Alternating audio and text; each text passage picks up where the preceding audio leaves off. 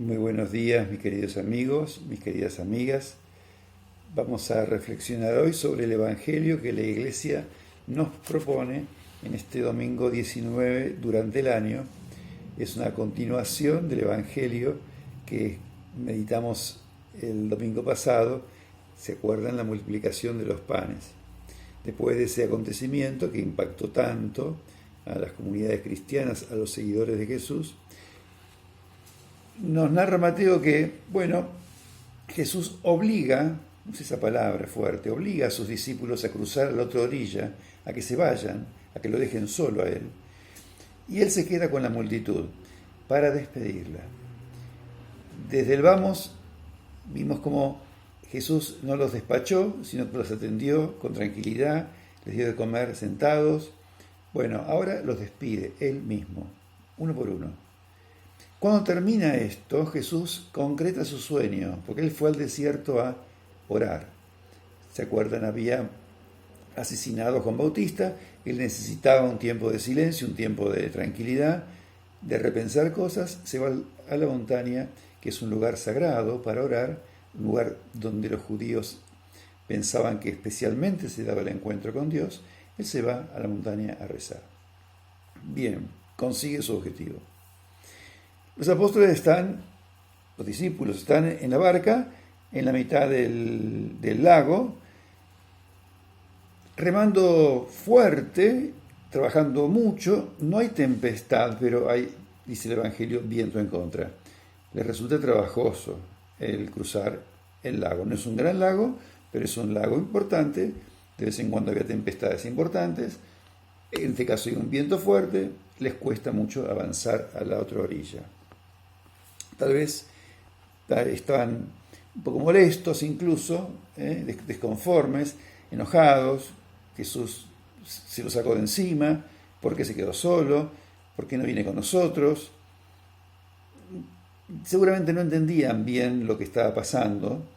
Habían visto un gran signo, quizá que ellos pensaron que eso podía ser el comienzo de alguna cosa para Jesús.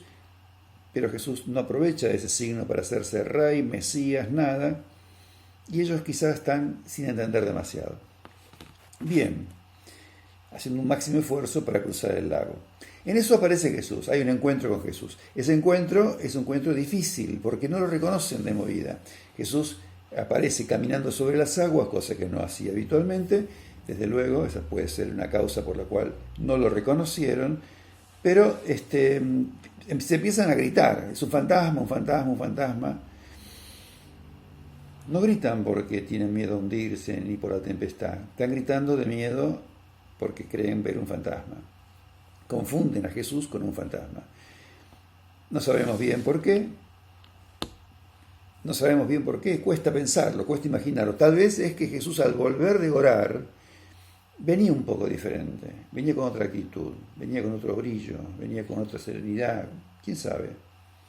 Muchas veces cuando se reza, la oración transforma no solamente el corazón, también el cuerpo. Bien, pero Jesús los tranquiliza, dice, no, soy yo, no tengan miedo, los tranquiliza y lo reconocen, finalmente se dan cuenta que es él. Pedro arriesga y dice, pero si sos vos, yo quiero que, no sé si me lo demuestres, quiero ir caminando también sobre el agua. Y Jesús le dice, no le dice, Pedro, escúchame, esto es para mí, que soy Dios. Le dice, vení, Pedro, vení, camina. Y Pedro baja de la barca, impulsivo siempre, y empieza a caminar sobre el mar al encuentro de Jesús. En eso desvía la mirada de Jesús y se da cuenta que hay un viento muy fuerte. Mira el viento, le entra miedo y se hunde. Lo cual nos hace pensar que en el fondo lo que estaba haciendo Pedro, el milagro de Pedro de caminar sobre el agua, no obedeció, no era un milagro de Jesús. Porque Jesús siguió manteniendo su palabra, siguió diciéndole ven, siguió estando allí. Pedro perdió la fe. Y al perder la fe, Pedro se hunde. El milagro acontece mientras Pedro tiene fe. La fe de Pedro produce el milagro de que él camine hacia Jesús sobre el agua. Cuando no la tiene, y Jesús, que no es rencoroso, con una sonrisa tal vez le dice, vení, vení, hombre de poca fe, ¿ven? Y lo saca del agua. Y entonces lo rescata, vuelven y se calma el mar.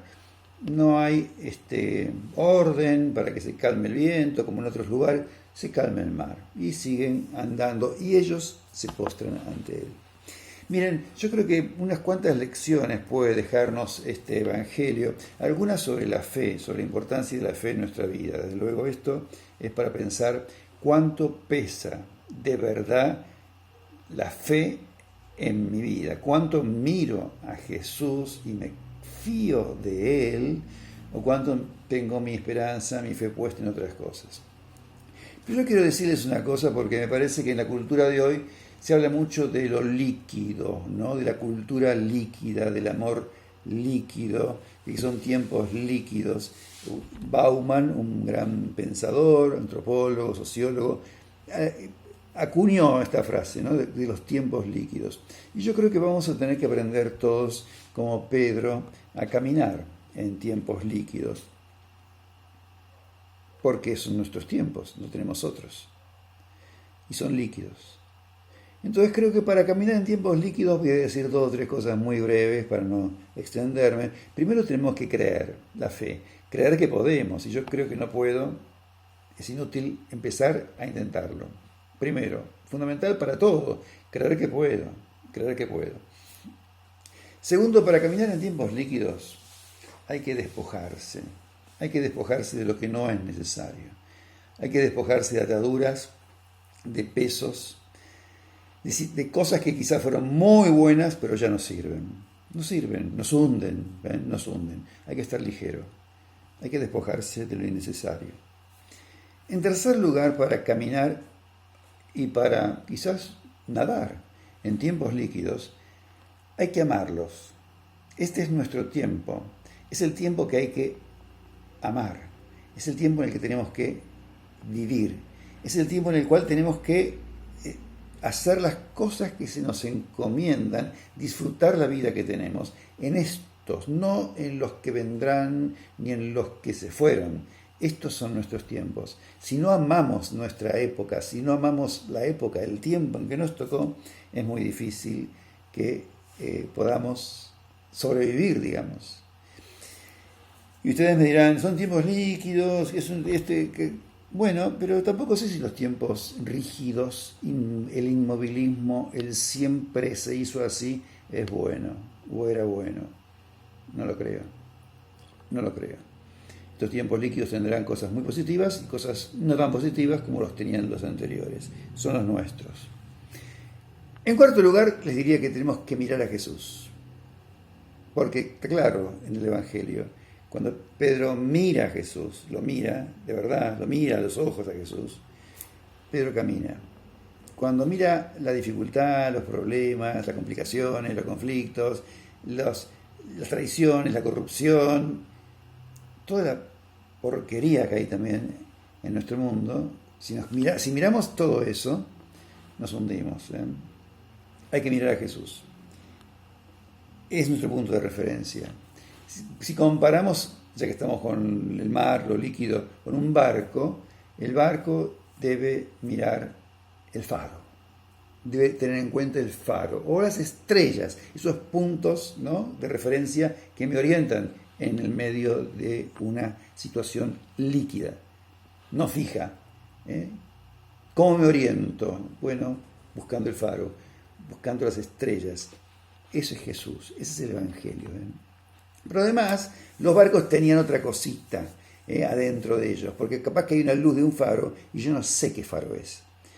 Y el faro lo identifico con algo que está dentro mío, dentro del barco, que es la carta náutica.